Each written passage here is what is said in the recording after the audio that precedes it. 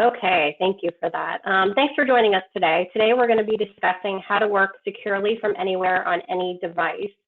I'm Subrzi, the Marketing Director at 2W Tech, and will be your moderator today. If at any time during the presentation you have questions, please send them to the question box on your screen. There will be an interactive Q&A at the end, and we'll try to get to all your questions then.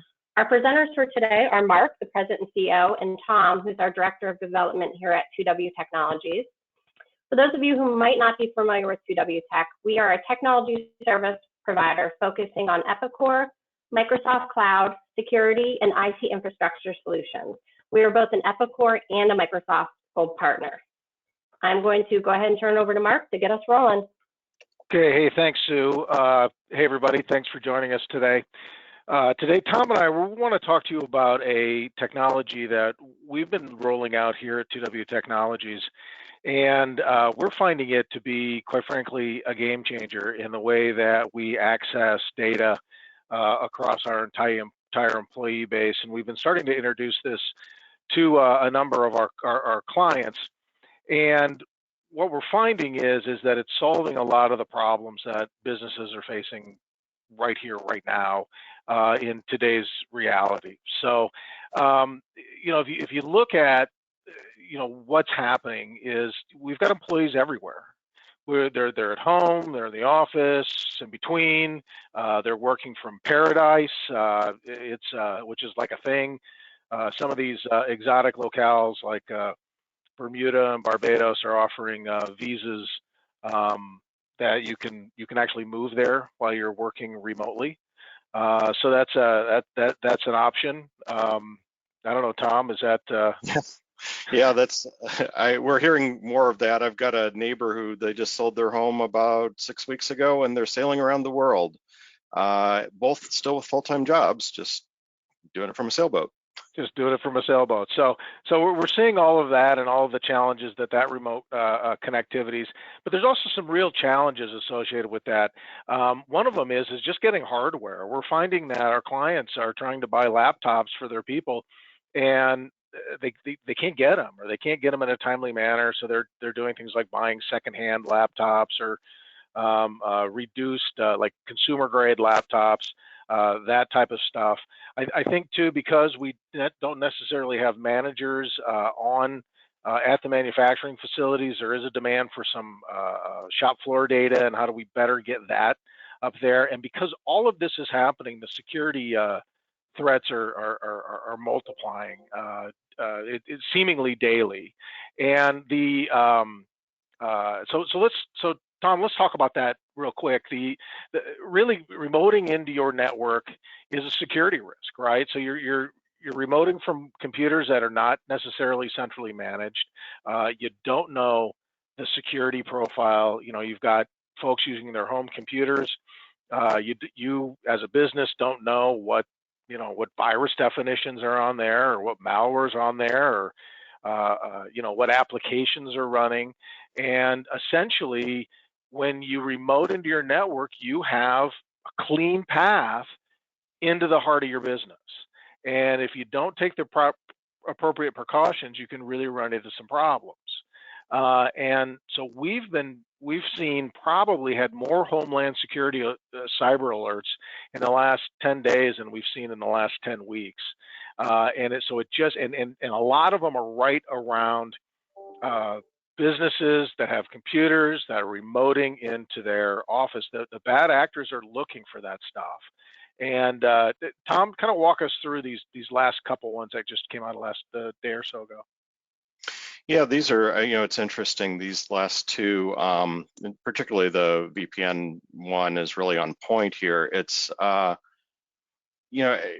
with the move, in some places a rush to, get people working remotely, a lot of VPN connections were brought up, a lot of, like you said, home devices were pressed into use as company resources, inexpensive off-the-shelf things.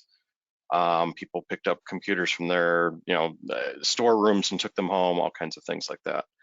And these alerts have been focusing the last several have been focusing around VPN type and remote access. The bad actors know that that's what people are doing. There are known vulnerabilities with pretty much any remote access device, VPN type device or tunnel. And that September 15th one, the Iran-based threat, that one was, has been particularly interesting here lately. It's focused on some mainstream VPN devices, FortiGates, Cisco, SonicWall. These are devices that everyone uses. And there are things that can be patched, but the bad guys tend to know about the holes before the good guys get them patched. So they've been both focusing on how do I connect, and then the second one and a number of other alerts are more around once you're connected. So let's say I am a valid user or I have a valid set of user credentials and I've connected to a VPN device and I'm now connected to your network. I'm now remoted in. There may be some filtering, there may be some screening. In many cases, there's not. But either way, what would be normal traffic, that September 18th one is, normal traffic, a computer authenticating itself to the domain controller and saying, hey, I need to get access to these files or these applications. The bad guys have found a way to hijack that, and it's the proof of concept codes that are out there in the wild right now are just one click to take complete ownership of your domain. So that's a very, very bad one that obviously we're actively pursuing with our customers as well. So and part of what we're going to talk about today with Windows Virtual Desktop is we're going to completely protect our clients from those types of threats. So going back to the common challenges of working remote, right? So requiring your employees to connect through a VPN has a lot of problems with it. And I would say, probably 20% of all of our IT help desk calls are folks struggling with their VPNs. They got to put in their passwords. They got to jump into the network. They got to get to the network. They got to access their PC. They're trying to access files. It's a very slow process, and it's unbelievably unreliable. And there's a lot of frustration out there with our clients trying to struggle through their VPNs. The other piece of that is you need to access large CAD files or image files or video files, and trying to push those files down through your network through the bandwidth can be very, very difficult. If you're accessing your network and you are trying to access a CAD file, and now you're moving all that data through what may be multiple hops and multiple connectivity, and then of course you're subject to the reliability of your home internet connection or your remote internet connection. Tom, that's something we see a lot of our clients trying to deal with, right? Yeah, we do. Obviously, larger files are become a thing, and then even scarier probably is the solution to that then looks like, well, then I'll just go by the office and copy all of those drawing files off onto a USB stick and take them home, where they're I'm not protected. I might lose the USB stick. They're not being backed up. There's all the different things that go along with that. Well, and not to mention, if you have security compliances like ITAR, it's against those federal regulations to do that. Yeah, exactly right. So, and then we're seeing a lot of demand wanting to access specific applications or being flexible per devices. We're getting a lot of requests to run Epicor on tablets, or to run this particular, to be able to view these CAD files on a Mac, depending on what that is.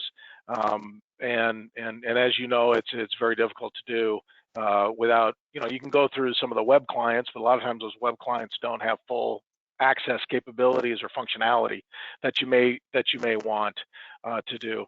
And then interestingly, this is also a really neat way to move additional MES stations onto the floor in a really cheap manner. Tom, what's that all about?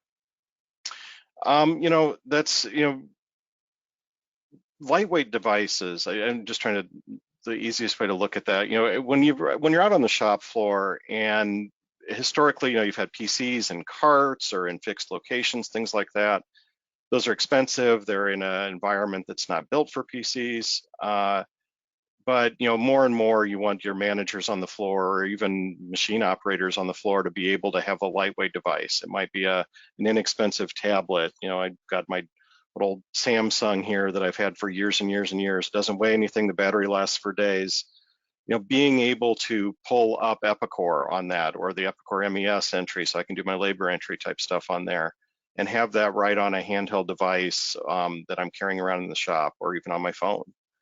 Or something, again, one of these lightweight devices, or I've got my old Kindle Fire sitting here that, I think is worth $35 now. And I can run Windows 10 or Epicor on it because it's, it's just it's an access into a virtual desktop. So I could strap that to the side of a machine, for instance. Yeah, if you have a not very computer-friendly environment, that's a great way to do it. You get a cheap tablet, you bolt it to the side of the machine. When it goes bad, you throw it away and you get another one. So let's just kind of walk through. This is so most of our remote users or most remote business users today are using this. It's pretty simple and rudimentary, but this is what it looks like, right, Tom? Kind of walk us through this, please. Yeah, so the old model, the VPN model, the one that most people have gone to, you've got users, you're connecting via VPN tunnel back in. They're either connecting directly to applications, they might be to file servers and pulling files off to run locally, or they might be remoting into some kind of a SolidWorks machine or something on-prem, or they might be this is really common. We see people remoting back to their existing desktop, so they're leaving their computers on that are at the office and just remoting into those. Those are, okay, they've been working for people, but the catch there is that, that home device, that remote device that you're connecting from.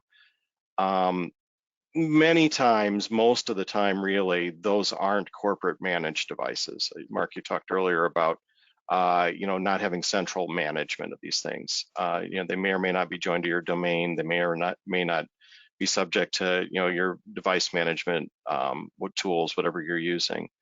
And in fact, we're often finding that they're not.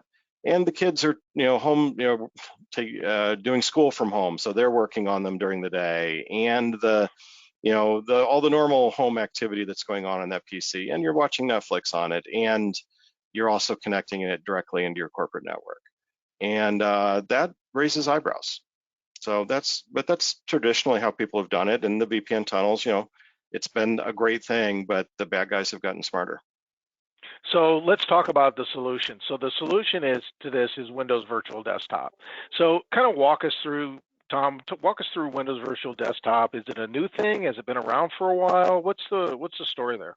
Yeah, it's really great. The history of it, this is something that's evolved, like many things.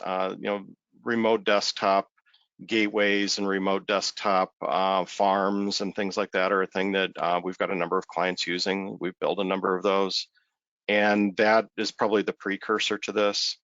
There are other remote, there's Citrix and Zen apps and, a variety of other type, multi-user remote farms, and you'll see those out there. Windows Virtual Desktop is really an evolution of that. We'll get into some of the details, drill into them in a minute, but Windows Virtual Desktop is really about running either single user dedicated systems or multi-user systems in Microsoft Azure, where the critical infrastructure is managed by Microsoft. So all the infrastructure that's required for redundancy and resiliency and connectivity, it's being managed by Microsoft as part of your licensing. That takes the onus for managing and updating and configuring those things off of you or off of your IT provider, us. It also, Windows Virtual Desktop, is it's a seamless experience for the users. So they're running, in most cases, you're running Windows 10. So, it becomes, like Mark's showing here, it really becomes your PC in the cloud. You're running your Windows apps, it's a Windows 10 desktop, you're running Office applications, Office 365, all of those right there natively and locally, just like you would on your desktop PC or other device. And it's accessible from anywhere.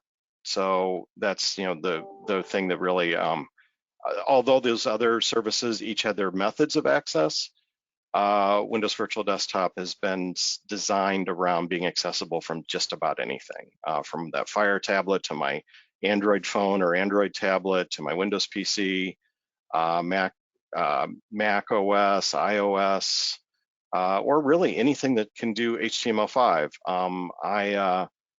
I pulled up a Windows 10 desktop. I wouldn't want to use it this way, but I pulled up a Windows 10 desktop on my Amazon show the other day. So I opened the Silk browser and was able to open a Windows desktop on my show.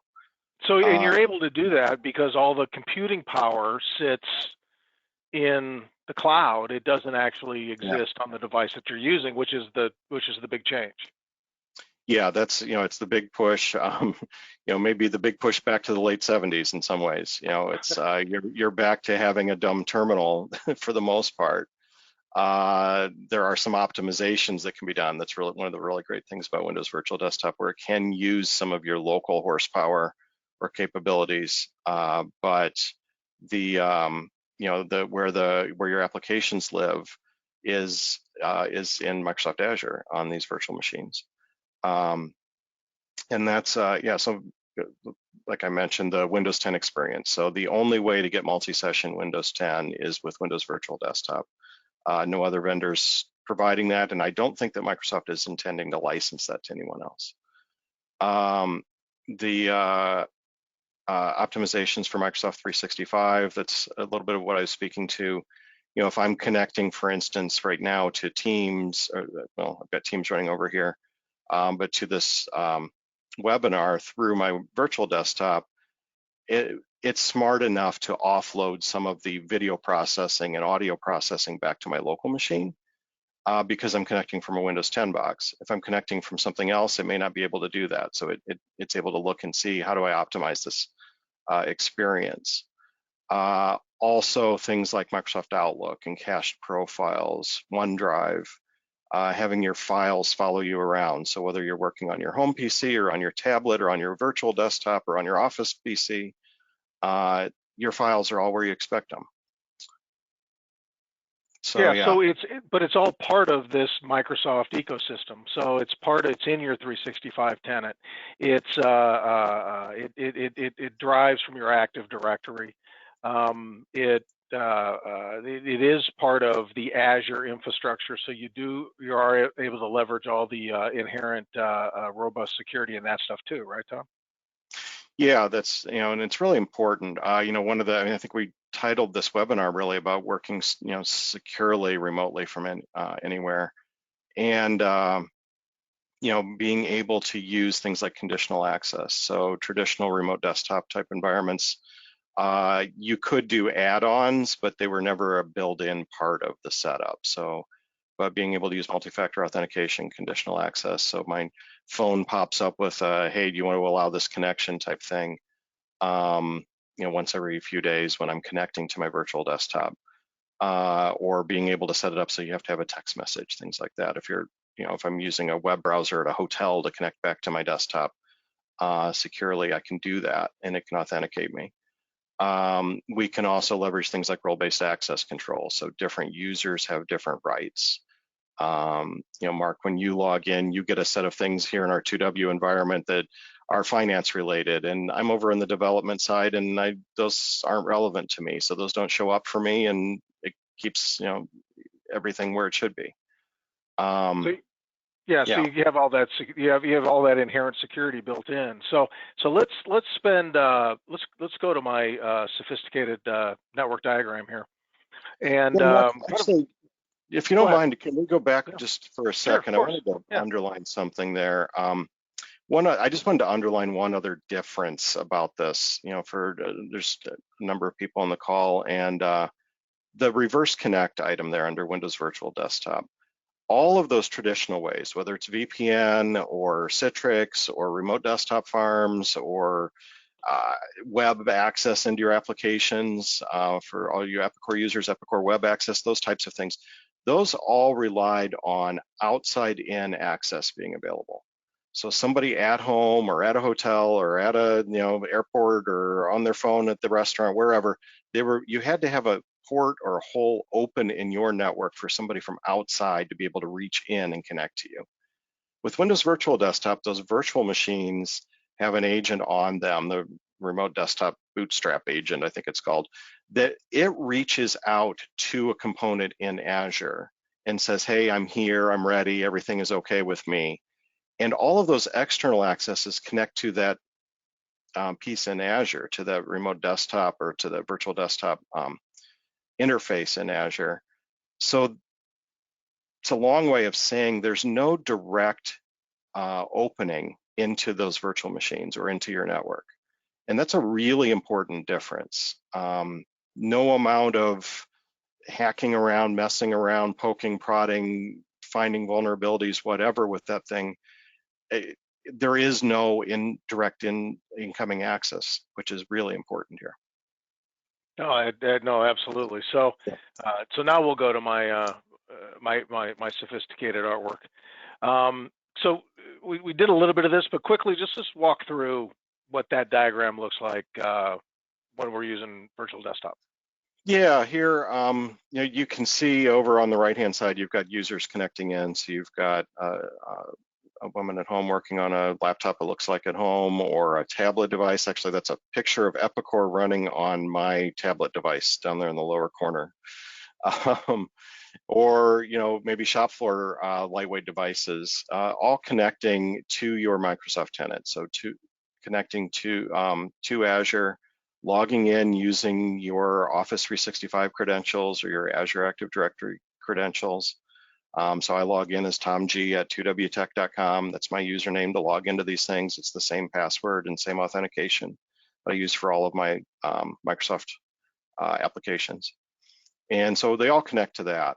That then connects securely back to your resources, be they applications in Azure or remote desktops, virtual desktops that are in Azure. And then those may relay that information on somewhere else. But again, all of that connectivity is going to and from your Microsoft tenant that's managed by Microsoft, monitored by Microsoft. That last screen talked about, I think it's 6.5 billion pieces of data on security that Microsoft collects per day. So they're watching behavior. It's all behavioral based. It's not pattern. So it's this is unusual behavior. I'm going to make this person re-authenticate themselves, for instance. You've never logged in from South Africa, so it's going to ask you a couple of questions before. Yeah, it's going to ask a couple extra questions, right? Or hey, you're somehow logged in from Virginia and from Buenos Aires at the same time. Let me verify which of these is the correct connection and chop the other one off and alert somebody. That kind of thing. Okay, so let's show these guys what this looks like here. So I'm gonna give you control of this. Actually, why don't you show us? Can you show us on yours? Do you not have that up? I do not. So I don't know if you guys heard my audio is choppy. My internet connection actually bounced here a second ago. So. Well, while you're doing that, because while you're doing that, what I'll do is I will show everybody my iPad. So this is my iPad, and it's just a normal, all the apps of which 85% of them I used once. But if I launch Virtual Desktop, now I'm into my Windows Virtual Desktop here, and as you can see, it's my desktop. These are this is my sophisticated organizational system for my applications here, and I'm just gonna pull up, and here's Epicor on this. If I can do this on this desktop, and I can run Epicor off of this off of my virtual desktop here, and it's just as though I'm hitting it, because I'm not actually doing the processing here on my tablet.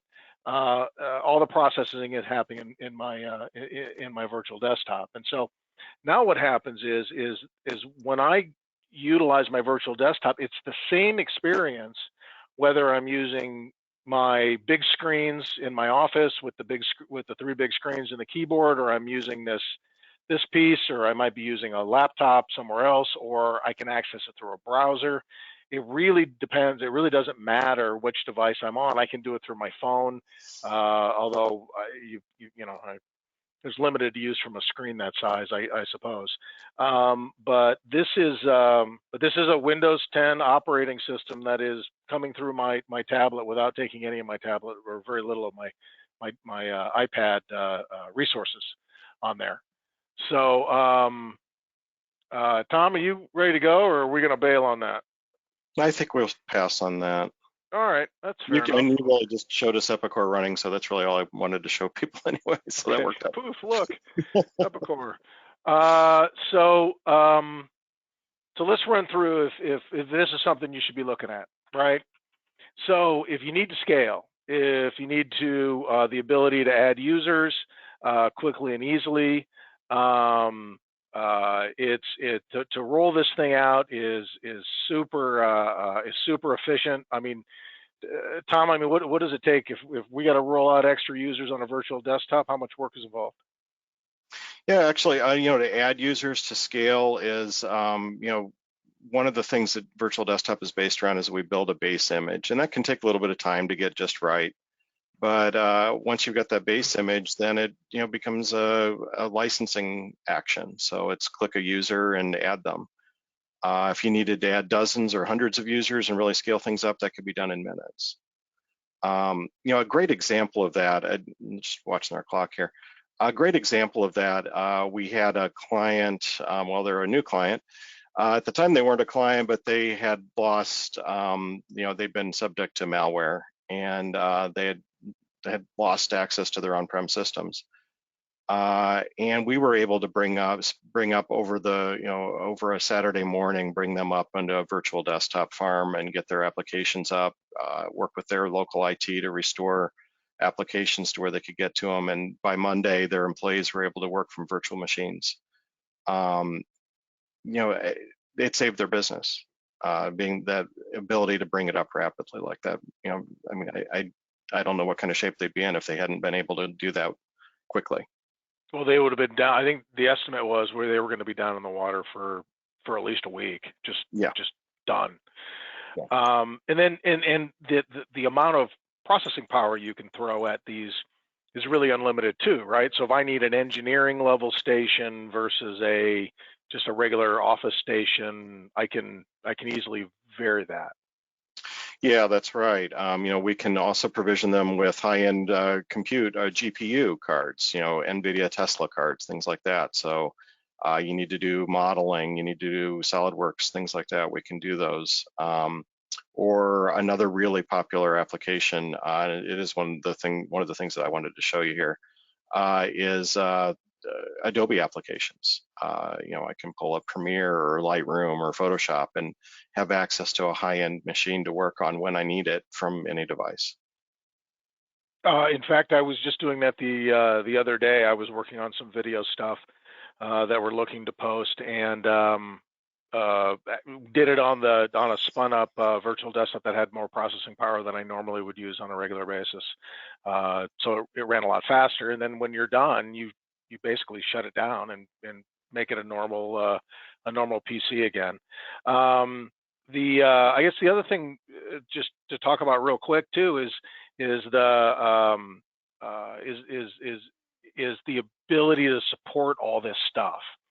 So if you have PCs that are remote that you want to make sure that they're consistent with all the other PCs, the ability to control who has access to what applications, it's very, very easy through this model to say, okay, your use rights are these applications and these files, and so your PC is going to look like this.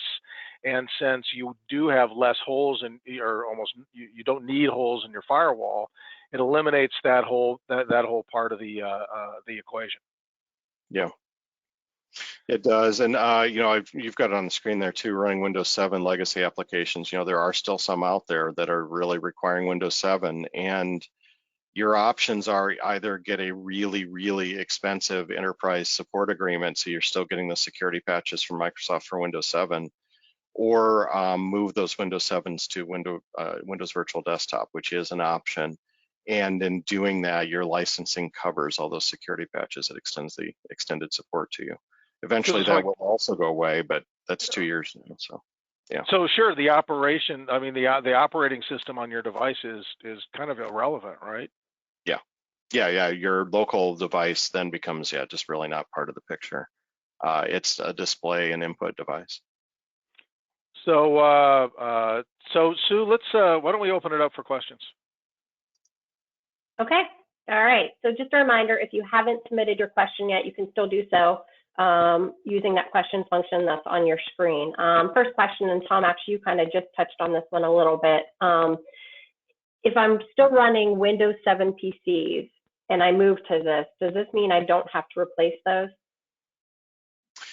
Yeah, I mean, obviously we'd recommend at some point you replace those because they are still Windows 7. They're still unsupported with new security and critical updates, and they're, at some point they'll become a liability for you, and also hardware liability.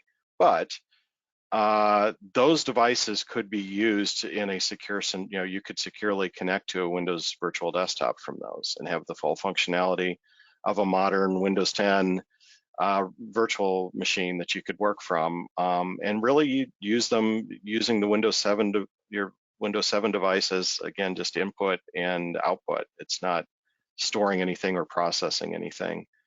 So use it until the hardware dies. A side note of that is that your Windows Virtual Desktop, depending on how you're licensing it, if you're licensing it through a Microsoft 365 like Business Premium, which is a very common, inexpensive way to do it, that includes Windows 10 upgrade rights. So if that Windows 7 PC is upgradable, that gives you an option to upgrade that local PC and keep it around a little longer too, if the hardware is up for that. Okay, and you're just starting to talk about this next one. What does this cost? That's something, I mean, what does it cost? It's pretty reasonable. It's really going to depend on your scale and your current licensing and all of that. But just to give you an idea, one of the most popular ways that we do this is with Microsoft 365 Business Premium. So for those with under 300 users, you can use Business Premium. It's $20 a month. That $20 a month includes Windows 10. It includes all the Microsoft security stack that you would want for a small to mid-sized business. It includes Teams. It includes your Windows Virtual Desktop licensing, all of your Office applications, your Exchange Online. It's mailboxes, archive. It's got all of that in there for $20 a month. So it's a fantastic deal. And it gives you the rights to install those applications both on Windows Virtual Desktop as well as your tablets, your home computers, things like that. So that's a really popular. Most folks who've been on 365 for a while are on the Office 365 platform that runs $12.50 a month. Yeah. So really, the difference is if you're on that platform, like a lot of people, the difference is $7.50 a month. Yeah. And so you're looking at $7.50 a month, plus you get a lot more security, a lot of security benefits to it. There's a whole lot other licensing, Microsoft licensing involved in that, but the Windows licensing is included. Plus, you have the and then the number of users and the PCs and what you're trying to do. That's on a kind of a per person basis. But once you get into about 5 people, that number comes down pretty inexpensively on a monthly basis. So it's certainly cheaper than buying new PCs. I'll tell you that. Yeah. Which is part of the reason why we did what we did with virtual desktops. Yeah. Yeah. So okay, next question. The shorter answer would be ask us. Yeah. And we'll work it out with you. We've got some really great tools for sizing and helping you really get the best bang for your buck and the right deal. So it just really depends on the usage. Okay, next question. I can see how this solution would be beneficial in our current state, but what happens when we have to bring our employees back to the building? Will we still need this? Yeah, it's a great question. We talked about the scalability of it, so it can scale down as well as up. So right now you may still have half your office force working remotely or more, depending on where you are. When people come back into the office, if you no longer need as many resources out in Azure, you could scale those down just as easily as we can scale them up. What we find though is that people love the performance and the accessibility of it, and decide to start using their office PCs to access their virtual desktop. So really, their office PC starts to become just the access, again, the input output for it. That's what we've found largely. Just get used to it. Another option with Windows Virtual Desktop that we didn't really talk much about is not only can you have an entire desktop available, you can also just remote applications. So for instance, Epicor is a very popular one to do this way. We remote Epicor, and so it just looks like an icon on your desktop of your computer. It's you launch Epicor just like you always did, and it opens Epicor just like it always did, except Epicor is actually running in Azure in this virtual environment. The client itself is. So when you go to do an update to that client, you can do it in one place. We update your virtual base image, and all of your users end up with updated Epicor. So it's another great function of it. Okay, just a couple more here. How do we manage support for this? How do we manage support for this? There's a few places where this gets managed. For those who already are using resources in Azure or in Microsoft 365, so you've got your portal, your admin portal in Microsoft 365 or Azure. That portal is where you manage what users have access to what resources. That's where you scale things up and down. So a lot of the management of it happens there. A lot of the support is actually handled, like I said, the infrastructure pieces of it are handled by Microsoft, which is really great. So that takes a lot of the burden off local IT or off of your IT provider. Otherwise, you look at it like a PC. So, you would manage it like a PC. Now, the good news is if you're a Microsoft 365 customer through 2W, that means part of your deal is that you get Microsoft Premier support through us.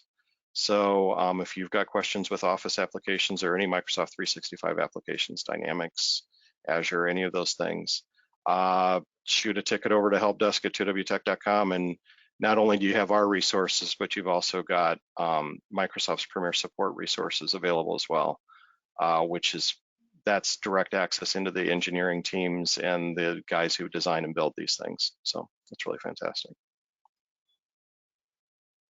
Okay, and looks like we have just one more. We have engineering PCs. What about performance?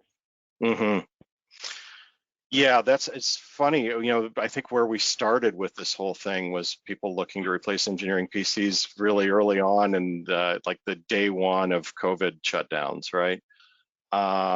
Because they couldn't bring those drawings home on USB sticks, or their home computers didn't have the capabilities, or they didn't want people taking those, $10, $15, $20,000 workstations out of the building and taking them home.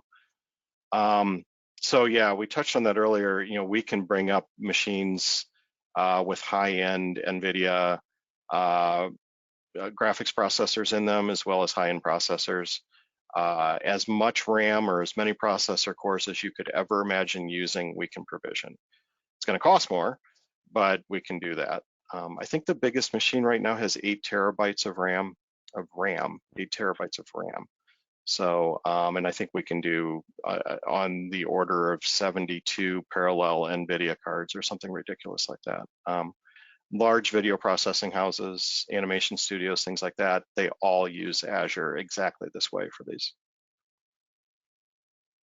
GM, I believe, it's either Ford or GM, not our customer yet.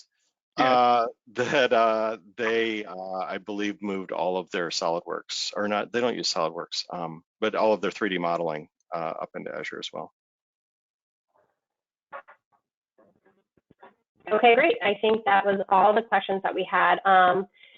That's everything we have for you today. If we can get you any follow-up information, or if you have any more questions, both Mark and Tom's contact information is up on the screen, or you can reply to one of your webinar reminders, and we will make sure that we get you the answers you need. Thanks, everyone, for joining us today. Great. Thanks, Sue. Thanks.